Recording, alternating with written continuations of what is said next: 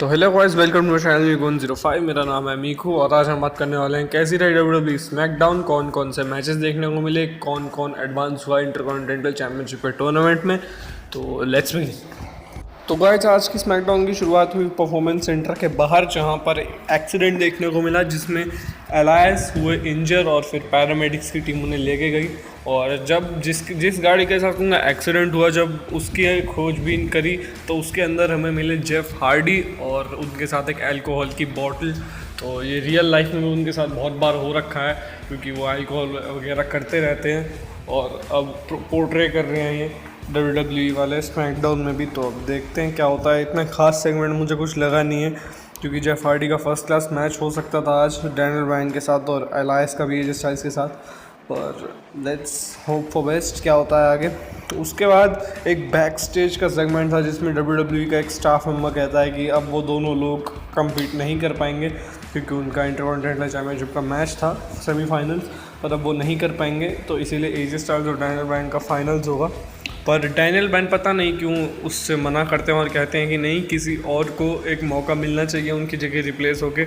पर उसका AJ Styles refuse करते हैं उसे और कहते हैं तुम बहुत बड़े इडियट हो अगर तुम ऐसे करोगे। पर उसके बाद जो स्टाफ मेंबर होते हैं वो कहते हैं ठीक है, एजे स्टाइल्स को सीधा एक बाय मिलती है फाइनल्स के लिए, पर डैनियल ब्रायन को एक मैच मिलेगा, सेमीफाइनल मैच, और मैच होगा उसके साथ जो जीतेगा एक battle royal for the number 1 contender. और वो बैटल रॉयल हुई उसके बाद जिसमें जीते शेमस, और मुझे लग रहा था शायद से ड्रू गुलक जीत सकते थे उसमें क्योंकि ड्रू गुलक को रीसाइन किया था। पिछले हफ्ते मैंने बोला था कि निकाल दिया है और अब रीसाइन फिर से कर लिया था, तो मुझे लग रहा था ड्रू गुलक जीत सकते हैं या फिर सिजारो भी जीत सकते थे। और आखिरी मुझे तो ये भी लग रहा था कि जे ऊसो भी जीत सकते हैं क्योंकि आखिरी के दो लोग थे शेमस और जे ऊसो। तो देखते हैं अब क्या होता है। शेमस जीते उसके बाद जो मैच था वो था Lacey Evans versus Sonya Deville, जिसमें एक डबल काउंट आउट में मैच ख़त्म हुआ। लेसी एवंस ने शुरुआत में तो थोड़े एमेच्योर मूव्स करे, पर उसके बाद वो अच्छे से लड़ने लगी और 2-3 स्ट्राइक्स के बाद मैच डबल काउंट आउट में ख़त्म हुआ। ठीक ठाक मैच था ये, और अब देखते हैं क्या होता है। अगर मैच को थोड़ा और टाइम दे देते तो शायद अच्छा हो सकता था ये मैच। उसके बाद एक सेगमेंट था, वो था मोमेंट ऑफ ब्लिस, जिसमें निकी क्रॉस और एलेक्सा ब्लिस ने होस्ट करा एक tag team champion summit new day के साथ। तो दोनों, एक थी वुमेंस चैम्पियन और एक थे मेंस टैग टीम चैम्पियन, तो दोनों टैग टीम चैम्पियंस एक साथ थे और एकदम जल्दी से ही इंटरव्यू ले ही रहे थे दोनों कि इंटरप्शन देखने को मिलता है हमें साशा बैंक्स एंड बेली का।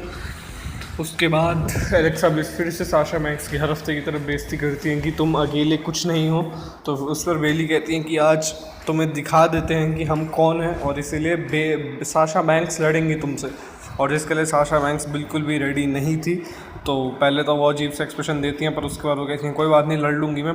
और फिर एक मैच देखने को मिलता है जो होता है Sasha banks versus Alexa bliss, जो बहुत एंटरटेनिंग था क्योंकि एक तरफ से बेली चिल्ला रही थी साशा बैंक्स के लिए और एक तरफ से निकी क्रॉस एलेक्सा ब्लिस के लिए चिल्ला रही थी। तो बहुत सही मैच था, तगड़ा मैच था, और आखिरी में साशा बैंक्स जीत गई एक रोल अप से। और ठीक ठाक मैच था, मज़ा आया। देखते हैं अब अगले हफ्ते क्या होता है। उसके बाद मैंडी रोज़ एंड ओटिस बस हैंग आउट करते हुए दिखाई दिए थे पूल में, कैसे वो वहाँ बैठे थे, बस यूँ बियर पी रहे थे वो वहाँ बैठ के, और ज़्यादा कुछ था नहीं इसमें। बहुत वियर्ड सा सेगमेंट था ये। उसके बाद अगले हफ्ते का एक अनाउंसमेंट करी गई कि मैट रिडल आने वाले हैं स्मैकडाउन में। तो NXT का उनका फाइनल मैच था इस हफ्ते, एक केज मैच था जिसमें कर्ट एंगल रेफरी थे, और कर्ट एंगल ने आज एक अनाउंसमेंट करी है वीडियो में कि अब मैट रिडल आने वाले हैं स्मैकडाउन में। तो यार देखते हैं क्या होता है। अगर मैट रिडल को अच्छे से यूज़ किया तो मज़ा आएगा क्योंकि जो भी NXT से आते हैं लोग उनको अच्छे से यूज़ करते हैं नहीं, WWE बहुत कम किया है। चाहे शिंस्के नाकामुरा को देख लो, शुरुआत में बहुत किया पर अब बिल्कुल नहीं कर रहे हैं। तो मैट रिडल को देखते हैं, जिस तरह से अनाउंसमेंट कर रहे हैं उस तरह से लग रहा है कि करने वाले हैं यूज़ अच्छे से।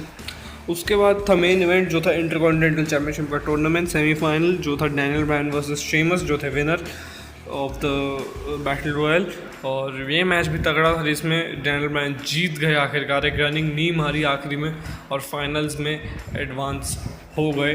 और बहुत हिस्ट्री है एजे स्टाइल्स और डैनियल ब्रायन की, तो अब देखते हैं क्या होता है, क्योंकि ब्रायन अब लड़ेंगे एजे स्टाइल्स से 2 हफ्तों में एट बैकलैश।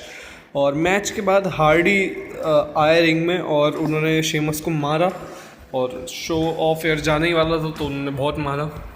पर देखा जाए तो हार्डी का जो एंगल था शुरुआत में तो बहुत फालतू लग रहा था जब शुरू हुई थी, पर आखिर में आते आते बहुत ही सही मेन इवेंट हुआ जब आखिरी में शेमस एंड ब्रायन लड़ रहे थे। उसके बाद जब जेफ हार्डी आया बहुत सही लगा वो देखने में। शुरुआत में तो इतना सही लग नहीं रहा था पर आखिरी में बहुत सही लगा। तो अब देखते हैं क्या करते हैं जेफ हार्डी और शेमस के साथ आगे। 2 हफ्ते हैं अभी, अब 1 ही हफ्ता है इसके बाद तो बैकलैश के लिए। तो देखते हैं बैकलैश में शायद इनका एक मैच हो जाए, और अगर स्टिपुलेशन ऐड हो तभी मज़ा आएगा, क्योंकि बिना स्टिपुलेशन के मुझे लगता नहीं है इतना सही दे पाएंगे मैच अगर देखा जाए तो। और गाइस बीच में एक और मैच भी था वो जो मैं भूल गया था, जो था शॉर्टी जी वर्सेस सिजारो। तो इनको ओवर टाइम किया, दूसरा मैच था इनका, पहले बैटल रॉयल में भी लड़े और फिर से लड़े, और जिसमें शॉर्टी जी शॉकिंगली जीत गए। आखिरी में एक सनसेट फ्लिप मारा और उसके बाद एक रोल अप किया जीतने के लिए सिजारो से। तो ठीक ठाक मैच ही था, इतना कुछ खास था नहीं ये मैच। और नेक्स्ट वीक के लिए एक बहुत बड़ा मैच अनाउंस हुआ है, जो है Alexa Bliss and Nikki Cross versus Bayley and Sasha Banks for the WWE women's tag team champion. और अब देखते हैं यार क्या बेली 2 बेल्ट्स के लिए ट्राई कर रही हैं शायद से, कि दोनों बेल्ट्स मैं ही जीत जाऊँ बैकी लिंच की तरह। रॉ वुमेंस चैम्पियनशिप तो अब शायद से नहीं जीत पाएंगी, पर वुमेंस टैग टीम चैम्पियनशिप और देखते हैं, मुझे लगता तो नहीं है जीतेंगी निकी क्रॉस और एलेक्सा ब्लिस जीतेंगे, क्योंकि वही अभी इसके अंदर हैं और शायद से आइकॉनिक्स बीच में आ सकती हैं।